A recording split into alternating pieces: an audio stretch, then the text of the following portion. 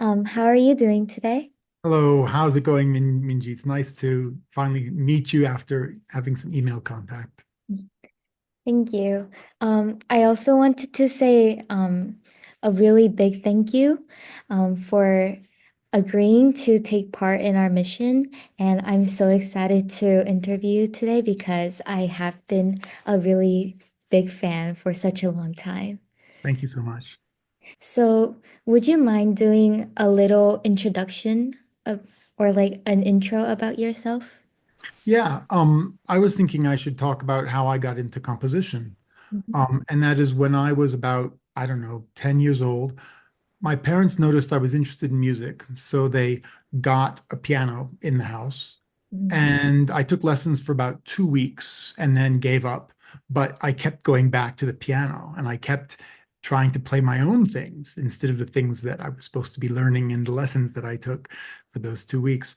And that's how it kind of started. I just started writing my own stuff and trying to notate it with what I learned about music notation in those lessons. And then um, several years later, I found a really great piano teacher in our town, Diane Hewitt, and she apparently I later spoke with her, and she said when I came in for the interview for piano lessons, I had a piece that I wrote that I played, and she thought, aha, we have a composer here. So she taught me not just piano, but also music theory and composition because she knew that she sensed that this was a direction that I was headed. And that's where I was headed. That's where I went.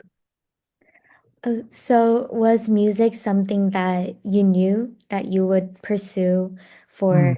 since like um how Since like, yeah, since yeah. eight or 10 years old. And maybe I didn't I'll be honest that when I was probably in junior high and high school, I was thinking I might go into mathematics or something because I always got good grades in math and I always got good grades in music. And I thought, well, it's going to be one of those. And so math was an option, but actually, when I went to apply to universities, it Mhm.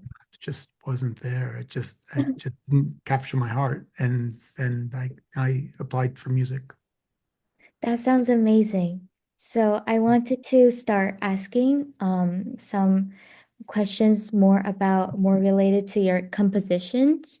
So I wanted to ask maybe your initial inspirations or like motivations, what you initially get the idea of when you're composing a specific piece or like just your compositions in general. I think each piece might have special, considerations depending on what kind of a project it is. But I think in general, I start with some kind of concrete idea, like a musical form, or thinking about a scale pattern, or thinking about certain chords. So very abstract, Mhm. sort of logical, kind of scientific Mhm. maybe way of thinking about music. And I'm not thinking emotionally. I know there's some like songwriters who are like write musicals and they just, come up with this emotional love song or something. And I start from a very logical Mhm. starting point. And then as I write, emotion and musicality and melody and things come into it by themselves. Mhm. So I don't try to put in um I don't try to start from a musical point. I start from sort of a theoretical, brainy kind of point. And then once I get started, then I just let go and then the music comes out. And sometimes I struggle more and sometimes less, depending on the project. But that's I think the case with most people is that some things excite you and you jump into them and some things you have to like really, really work at to Yeah. get it to work the way you want. That sounds really cool.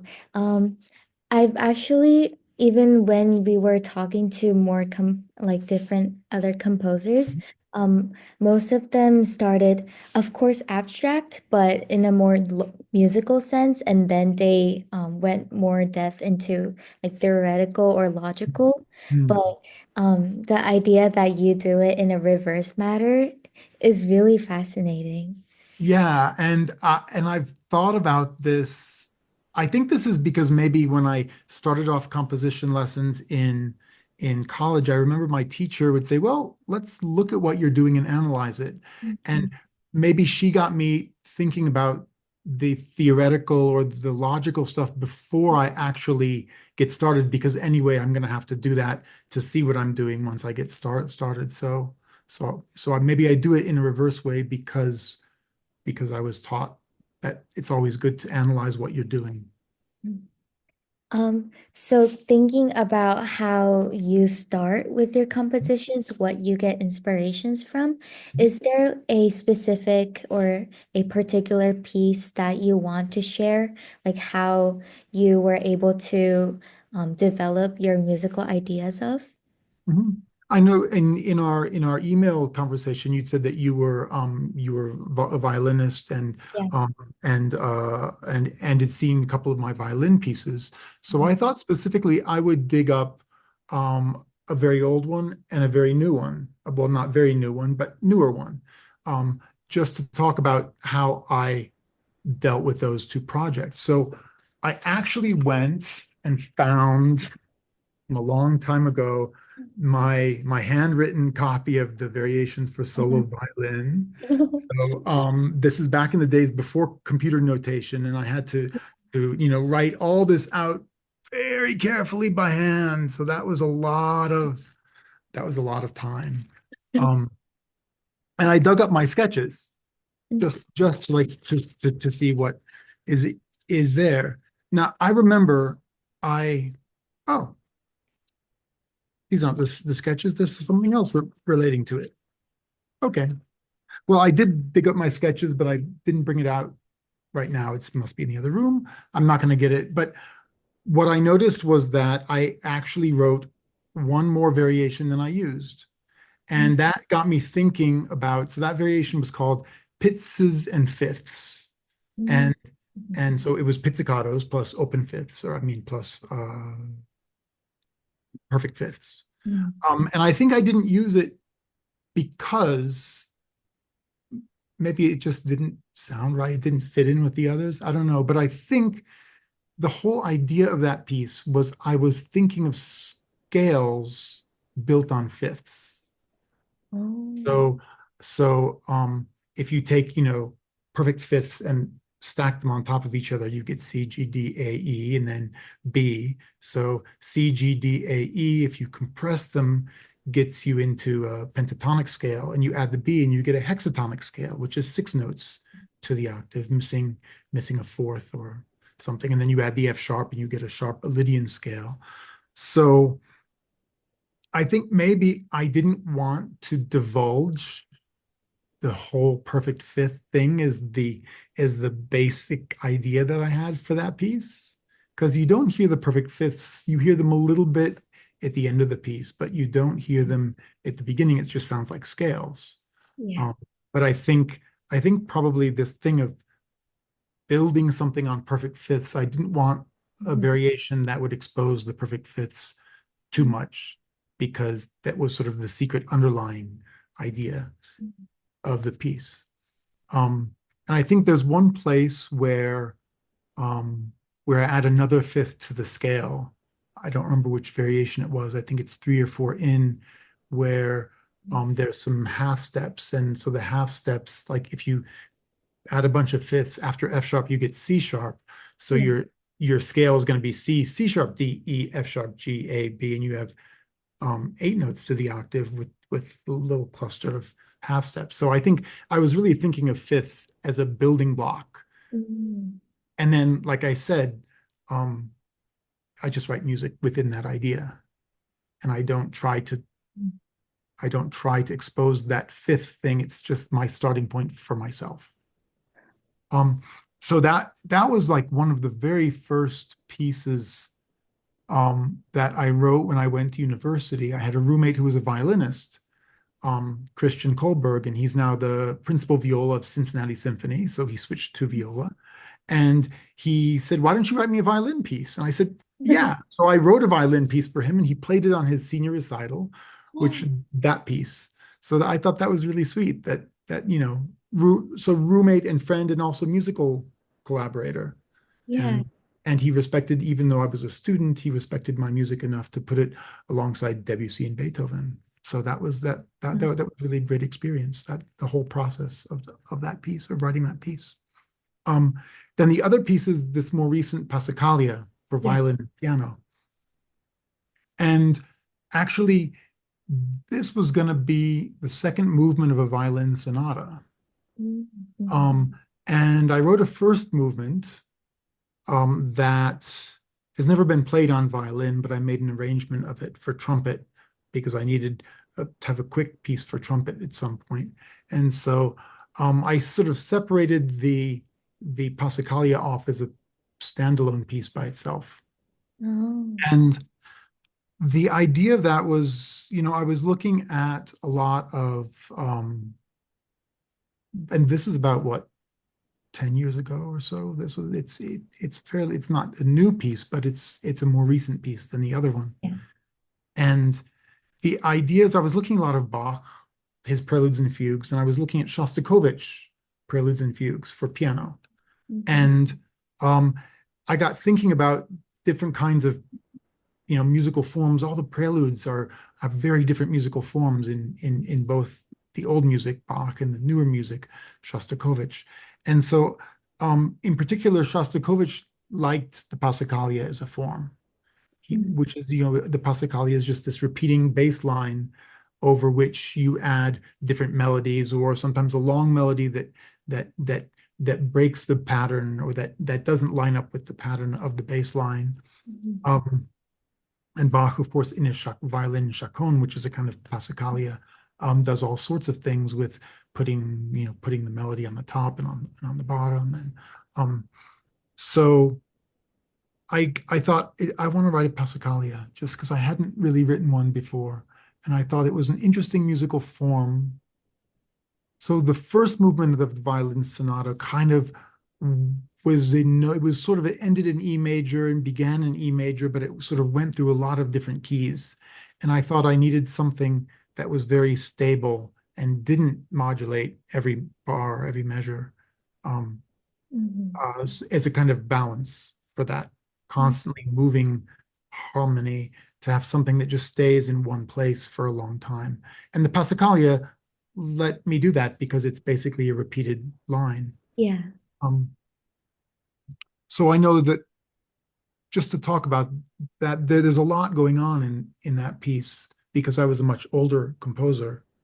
And the main idea behind that is it's in 3/4, but Mhm. there's one bar of 2/4 at the very end. I think it's a 13 bar phrase in the bass. Yeah. Um, and the very last bar is 2/4. And that 2/4 bar is like a rogue 2/4 bar. It suddenly moves back. So when the bass line is repeated, it's not the last measure, but the previous measure. And it keeps moving backward until it becomes the 2/4 measure is the first measure Wow. of that bass line. So again, I was thinking of a much more logical musical form before I put in any music. So That sounds really amazing. Since I always just go back to listening the variations for solo violin because I just love it so much. that's sweet. Um, um, It was really interesting to hear that you took it based off a perfect fifth and a scale line because even though I recognize maybe that, oh, maybe he built this piece based on maybe an idea of a scale, I wasn't able to really recognize the pentatonic part of it like right away. Right.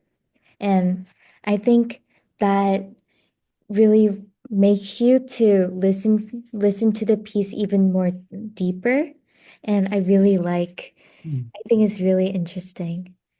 So one of the things I think is, and maybe we'll get to this later, because I know you wanted to talk about sort of modern music and like contemporary music and other things. Mhm. Um, but one of the things that I try to do in my music is I try to have a level for just the general audience, and I try to have a level for the performers so that they find something interesting in it. beyond just the surface melody. And then I try to put in some stuff for myself, sort of, Mhm.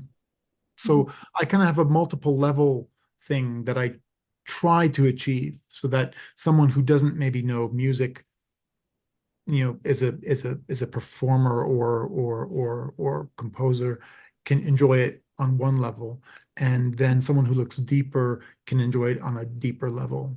And I think you find that in, a lot of great music of the past and present.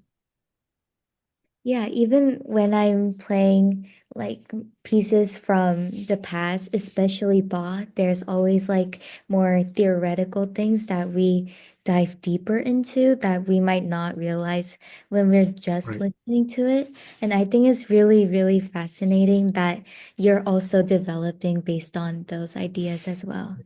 Bach, especially, the deeper you Yeah. go, the more interesting things there are to find, and you just wonder, how did this person, how did this person do this and think this Yeah. deeply about stuff, and then yet write a piece that is just pretty.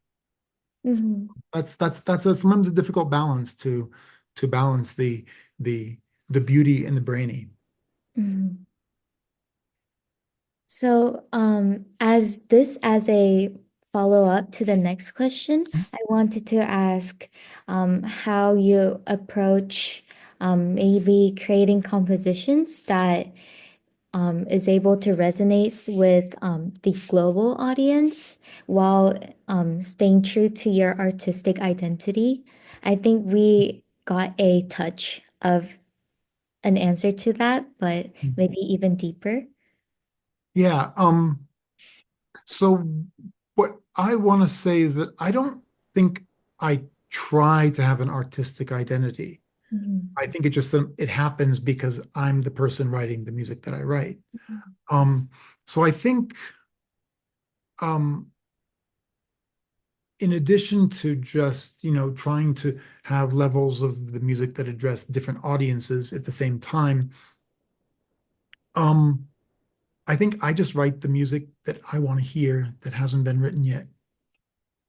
And then if it's something that I want to listen to, maybe it'll be something else that other people will want to listen to too.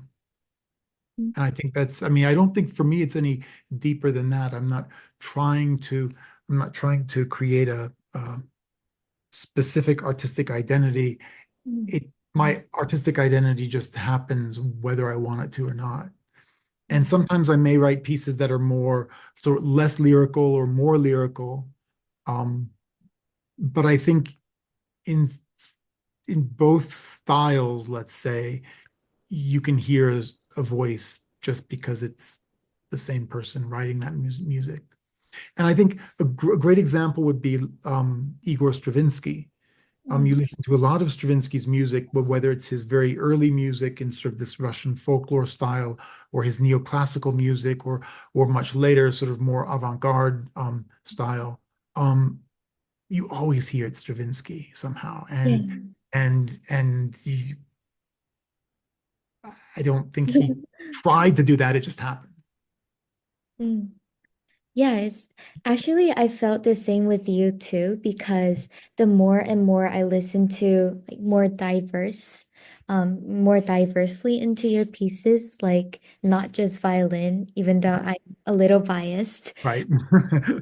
Even though not even though, sorry. Like, as I listen more into like different instrumentations and even especially your pieces with like computers, for example, I recognized that every single piece sounded so different from each other, but I was able to find something that made me think right away that this is your piece, like Right. for sure. Thank you. Well, I mean, I guess that's my goal. It's not like a conscious goal, but it's, like I said, it's something that's just because it's my music. It all sounds like me somehow. And I, and I embrace that. I think each composer should embrace writing the kind of music that they feel and that expresses who they are, even if they're not necessarily trying to. So I'm Yeah. glad that you got a connection, even if some of the pieces are very different from one to the other. Yeah. Mm. And so even though I mentioned that all your pieces are really in a way distinct from each other, like um I as a listener, I'm able to recognize that you're exploring maybe different aspects of music as well. Are there maybe like an even further field or a different aspect, maybe like unexplored areas that you want to like delve into more into your future projects? So I'm already kind of delving into my future projects at the moment. Several years ago, I got very interested in medieval music. So this is like from the 1300s, Yeah. 12, 13, 1400s. Um, and it really is very different in many ways from it uses very different harmonies from our music of the past few centuries. And what has inspired me more is a very different way of thinking about the music that kind of fits with how I said, I start off with this logical idea, and I Yeah. think a lot of medieval music has very logical structure and patterning. And the more I learn about it, the more I realize there are some other directions that I could go by taking some ideas from the musical form of this period or the musical styles of this period. Um, so for me, I'm looking back to the past to look to the future somehow. And it doesn't mean I'm going to write medieval music because, we're not in 1300 anymore. But I've been really inspired by that recently because Mhm. it's something that is fresh Yeah. to my ears. Yeah, definitely. As you mentioned earlier, that you in the Passacaglia, Mhm. you took reference from both Bach and Stravinsky, and then right now, as you're delving into your future projects, you're looking through more into the medieval period. As a follow-up question, do you have maybe like other pieces that you took an idea from maybe other periods as well, like classical or romantic? Hmm. Yeah, I mean, I listen to all kinds of music. And so you said you're a violinist, so I used to play viola. So Mm, I used to play in orchestras, and so I've played a lot of Beethoven and Brahms symphonies and Stravinsky as well, and um, Mahler and Shostakovich, and lots of music from different styles and periods, and of course the Baroque, Bach cantatas, and such. And I do think that those things get filtered through my musical ideas and make it into my music somehow. But um, I don't know if super literally. I think that that's something that just they come out in mixed together mm, mm, within my music without me trying to like write neoclassical music or neo Baroque music. So. mm. So yes, they're there because I love all this music, but no, I don't try to write a classical style symphony. Although, why not? I mean, I wouldn't be, Prokofiev wrote a great classical symphony. So yeah. That's really cool. Um, so right from now, I want to talk more about maybe the contemporary music field a little bit and maybe your thoughts about it. So, I wanted to ask, like, in your opinion, maybe what are some challenges that contemporary composers or performers in our um, in our current world, like today, that they might be facing right now? I think maybe now in the 21st century, at least my feeling from what I see, there are maybe fewer challenges than there were, let's say, in the 1950s and 60s. I wasn't around then, but I've, I've heard stories and um, seen in interviews with other composers from older composers, and I feel that in the late 20th century or the mid 20th century, there was this idea of, oh, you have to write this kind of music or that kind of music, or you can't write, melodies, you have to write dissonant music. And I feel that since maybe about the 1970s and 80s, that whole thing is kind of gone, and that we have as many composers as we have, or we have as many styles as we have Mhm. composers. Different composers will, some people say, oh, I like the idea of minimalism, or I like the idea of adding, popular music and mixing it with my music, or jazz composers who cross over to classical and classical to jazz. And I think in the 21st century, um, there's fewer challenges because there's more diversity of styles that are out there. And you can always find something that you like as a performer. Like if you're looking for a piece and you want to play something dark, there's someone writing dark music. And if you want to play something like jazzy and fun, there's something like that is much easier to find, I think, because of this diversity of styles around the world now. So I think I don't see any big challenges. I don't see any big challenges except um, writing something that is going to, I mean, for all composers, writing something that's going to be interesting to you and to your audience. Yeah, definitely.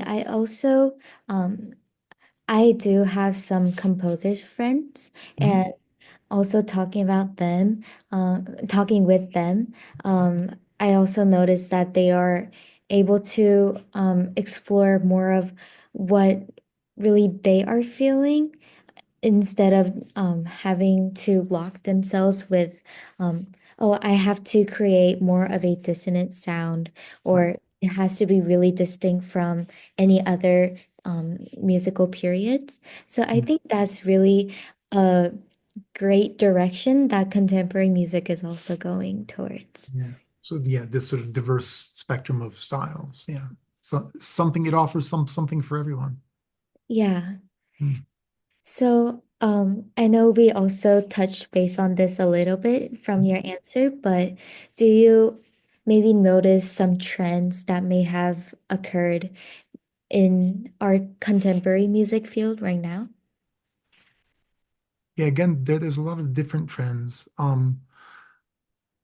I would say that the big trend I see is now that the music of the 20th century, let's say the avant-garde music of the 20th century from, let's say, the 50s, 60s, and maybe even set 1970s, is now old enough that composers can look at it sort of objectively and say, oh, I don't have to write that kind of music anymore, but hey, there's some really interesting stuff in there. Let me mine this music for some ideas that like maybe tone colors or special sounds that they might need in their music. And I think maybe the trend is composers don't necessarily have to write this old-fashioned music, Mhm. but that's been done and they can learn from it and grab ideas from it and make those ideas their own.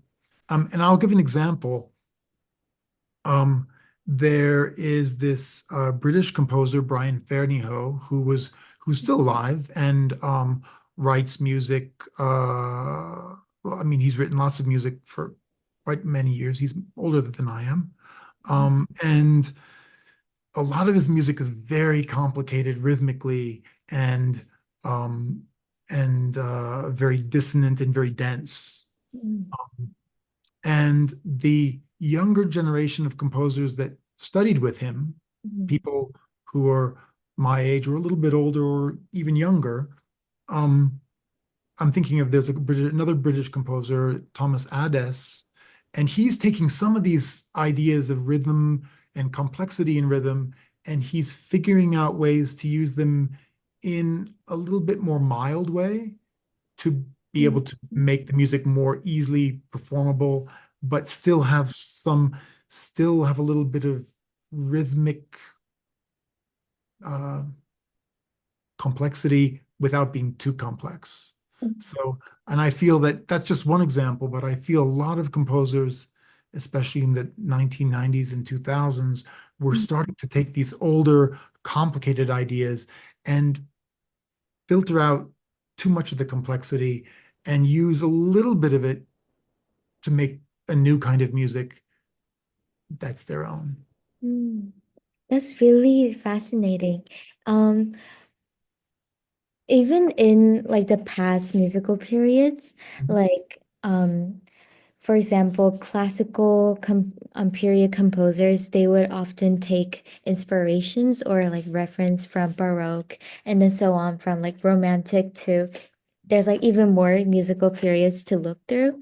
And I think it's really interesting and also a great thing that um, we are able to have access to and also take inspirations from these periods.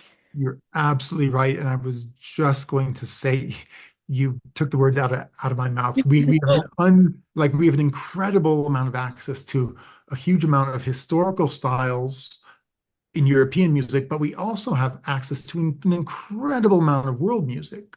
Yeah. So we could listen to, like, let's say we could listen to um, Indian classical music or traditional Ugandan Amadinda percussion music, like a xylophone, or we can listen to, music of the Middle East or North Africa or East Asia or South Asia, or there's all these different musical styles or musical cultures from different places that we also can listen to and be inspired by. Mhm. Okay. So to continue on with our interview, so I wanted to ask the next question that I have prepared. Um, I wanted to ask how contemporary classical music could be more accessible to a wider range of audience. Um, if you have any specific strategies or initiatives that you would like to share, um, yeah, feel free to. Mm. Um, you know, Part of it is, I mean, anyone can just start writing, very simple, accessible music, but I don't think that's necessarily the point. The point is to get audiences to see what you're doing, to see something new, and to have them engage with that in a positive way. And I think I would say that that has to begin with like orchestras and performers and radio stations and places that can kind of show that, oh, hey, there's some new music being done and it's not as scary as you might think. Some of it's actually nice, and here's some really, really good things. And I'm thinking when I was younger, there was this radio program on public radio, classical station, Carl Haas Adventures in Good Music. And he would play all sorts of stuff. He would play um, modern stuff, and he would find beautiful modern things to say, listen, isn't this amazing how beautiful this can be in the hands of the right composer? And of course, he'd play, his programs were sometimes themed by, I'm going to make something up like blue, like color blue. And maybe he'd play Rhapsody in Blue, and then he'd play other things that had something to do with blue. That's just I don't think he had a blue, but he didn't always go by composer. He went by theme. And sometimes he would throw in a a piece that might be difficult for some people, but that always it's this the context made it engaging. And I think it's like when theater companies do Shakespeare festivals, they Yeah. don't only do Shakespeare, they also throw in maybe a modern play or or a comedy or something from the 19th, something that's not Shakespeare, but that makes you think about the Shakespeare plays that you're seeing, that season. So I think what composers can do to get back the audience, and I think they are getting back the audience. Um, since in the past 50 years, I think composers are getting back the audience. I think the secret is just writing something you would want to listen to and getting performers on board with understanding your music, and then everything snowballs from there. Yeah, totally. Thinking back to how how like the performances were like in oh No, uh, well, sorry, okay, this game. in like earlier times of how usually like composers like for example Mozart or Beethoven, they would premiere their pieces, and they wouldn't, the audiences wouldn't listen, particularly listen to like period, like musics from older periods. It was Right. only like new music. New And music was all there was. Yeah. yeah, and that was like the contemporary music of that time. Right. I think if that trend just continues on to our modern day as well, that will also be really great. Yeah. And, people back then also heard Beethoven's music and thought, wow, this is weird, difficult to understand stuff. And he just thought, well, this is not for you. This is for the future. Um, and, but again, he was involved with the performance of his music, and he was writing music for himself to perform. And that fits in with what I said about, I think if composers write music they want to listen to, or if their performers write music that they would want to perform, Mm. then that makes this communication to a wider audience. And even if maybe the audience, like in Beethoven's day, didn't necessarily understand everything that he was trying to do musically, at least there was this communication channel, and they understood that that they were listening to something great. Yeah. So especially since you mentioned that for Beethoven's times, Beethoven's music would have seemed a little um like futuristic, for example, especially because right now we have much more advanced technology, AI, for example, especially compared to like Mm, the 18th century. right, right.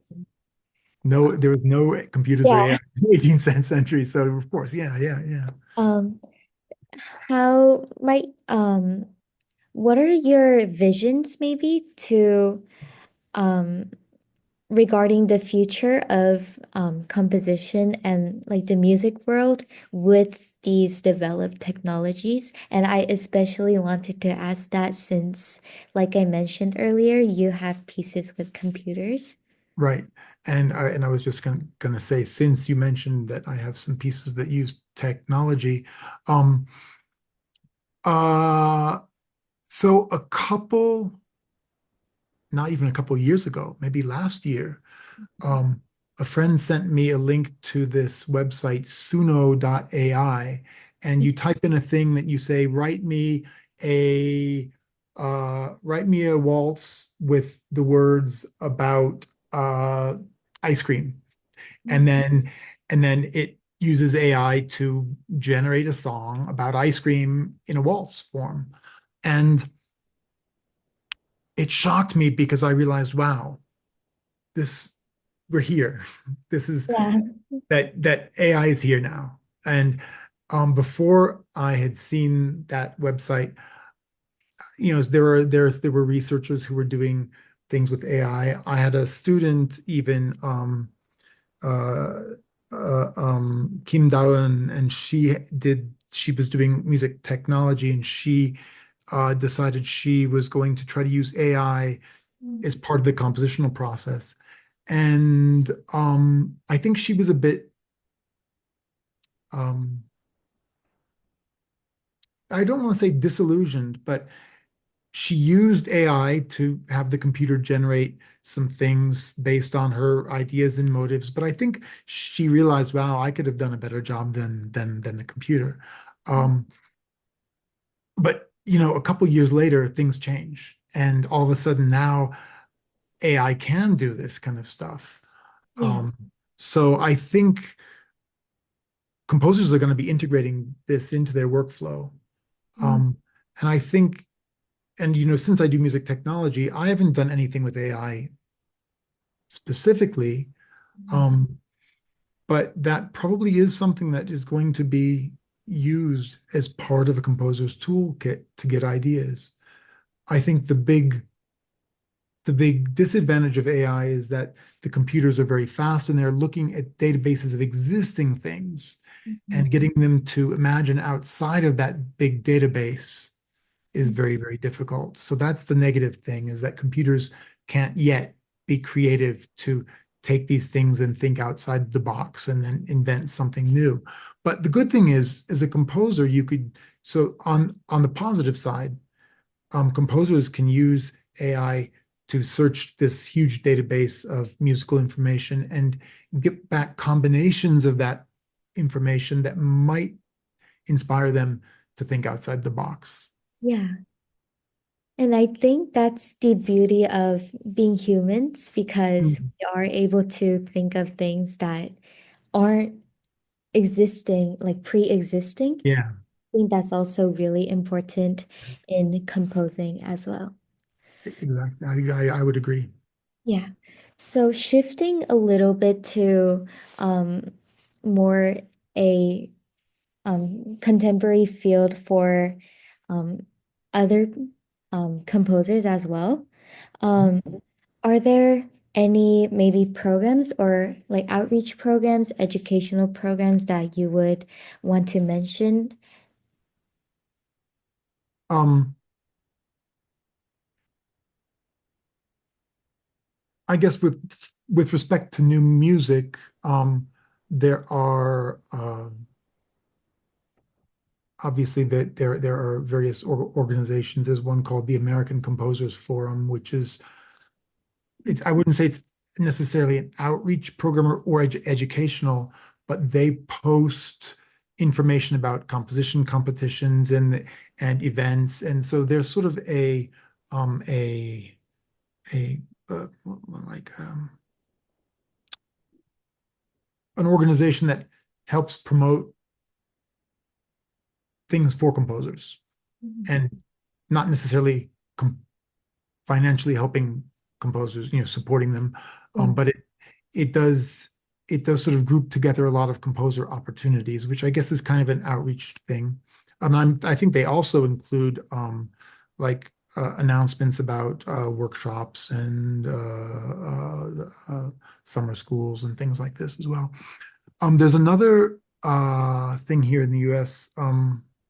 New Music USA, and it's an organization that basically gets large grants and then provides funding for new musical things. And that could be performers putting on a concert of new music or performers in collaboration with composers, writing with the composers, writing new pieces for these performers, or um, they have usually a call for projects a couple times a year, and then um, they will they'll look at all the projects. I guess they have a big group of like a big jury that assesses how valuable these projects are for sort of a bigger cultural diversity kind of thing. And so then they help financially support these projects to some extent. um I haven't received one of a grant from them, but I know several composers and performers who have. Mhm. So I know that these kind of things exist, and I'm sure there are others, but I haven't necessarily tapped into them myself. That is really incredible. Um, it's really great that there's a program that really helps to nurture the contemporary field because as invested as I am in the modern music, it's really important to, I think, really give a shout out to composers who are really working really hard and really producing the music that they want others to hear and Mm. also for them to hear. With that said, and also to finalize or close up our interview today, are there any maybe composers in your mind that you want to give a special shout out to? So then maybe our classical team can also reach out to them later words as well. Oh, um, wow, my mind is drawing a blank. There are a lot of composers out there. Is there anyone? Um,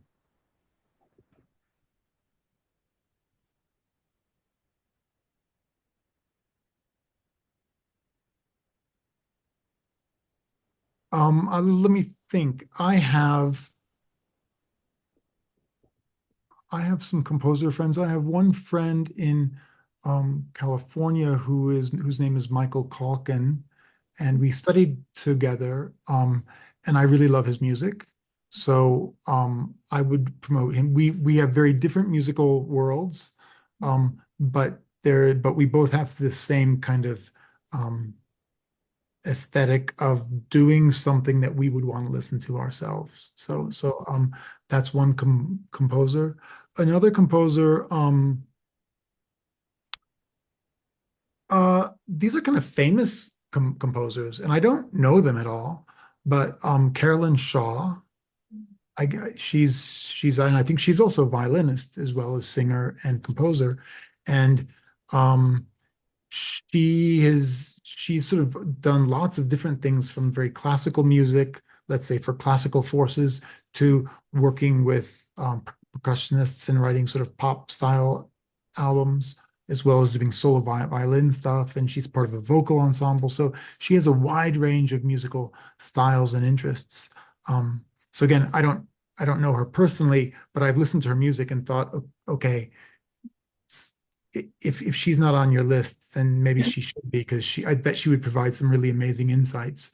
Um, uh, Someone you've already interviewed is Pamela Z. I saw your interview with her on the website, and I know her through the our electronic music connections. Mm. Um, and so she's someone who, if she hadn't already been interviewed, I would have suggested that you interview her. Um, And let's find someone sort of on the more challenging side. Trying to think. That's a perfect example. I have another friend from a different part in my studies, in my studies, Hubert Ho, and he's based in Boston now. He's teaching at a university there, and he is a super gifted composer, not at all famous. Um, and I'm not sure what his music is like these days because I think his style, our styles all evolve. But I remember loving some of the music that he wrote, even though it's very different from mine, maybe more dissonant sometimes and harder for general audiences to understand. But he's someone who's extremely musical and I think would maybe offer insights and a very different perspective from mine. That sounds great. Thank you for giving us giving me and the people that are listening to this interview right now more composers that we would want to be interested to. And I would make sure to reach out to those composers as well and also listen to more of their musics. And I also want to thank you one more time for agreeing to take part in this interview. And it really means a lot to me and also to the rest of the team. Thank you very much, Minji. I want to say that this is an amazing project, and I'm really impressed with like the whole team there. And like the whole classical team is like it seems like a really, really good gang with really, you know, deep ideas about this. I think promoting new music begins with people like all of you, people who are performers and even or beginning, performers at the beginning of their careers and or even in the middle or the end of their careers, but who realize that hey, there's something new and different here, and this is interesting, and I want to find out more about it. And I think it it all begins with people like you. So thank you for interviewing me. Well, thank you so much. I hope to stay in contact and Really. reach out to you more often. And thank you again for taking part. Sure. Thank you.